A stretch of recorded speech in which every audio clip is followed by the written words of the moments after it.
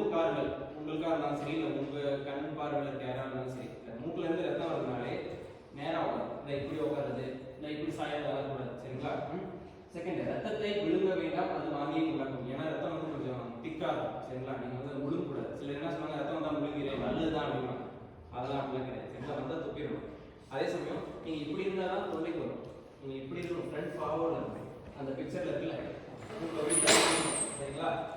இப்படி இருக்கவே கூடாது, விழுங்க கூடாது. சரிங்களா? வாய்க்கு தொண்டைக்கு வருது அப்படின்னா துப்பிடுங்க. மற்றபடி ஃப்ரண்ட் ஃபார்வர்ட்ல டேம் பிக்சர் தான் போகும். சரிங்களா? 10 நிமிடங்கள் இருக்குமா முடியும். அந்த ரத்த கசிவு வந்து அதே கான்செப்ட் தான். நீங்க வந்து 1 நிமிஷம் 2 நிமிஷம் வச்சுக்கூடாது.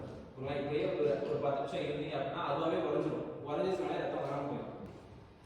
4th பாயிண்ட், 10 நிமிடம் கழித்து சரிபார்க்கும் நிற்கவில்லை என்றால் இன்னும் 10 நிமிடம் தொடரும். ஸோ 10 நிமிஷம் கழிச்சு தான் நீங்கள் செக்கே பண்ணலாம். செக் பண்ணுறப்பவும் ரத்தம் வருதுன்னா அப்போ திரும்ப ஒரு வாட்டி அது பிடிச்சா எப்போவுமே செக் பண்ணுறப்போ இப்படியே தான் செக் பண்ணணும். புரியுங்களா? இப்படி பார்க்கக்கூடாது. ஏன்னா அப்போ தொண்டைக்கும் வரும், ஒன்றும் தெரியாது. சரியா? இப்படியே எப்போவுமே ஃப்ரண்ட் ஃபார்வர்ட் தான். ரத்தப்போக்கு நின்றதுக்கு 12 மணி நேரம் மூக்கில் எதையும் வைக்க வேண்டாம். சிலர் என்ன பண்ணுவாங்க, ரத்தம் வந்துருச்சு அப்படின்னா கொடுத்து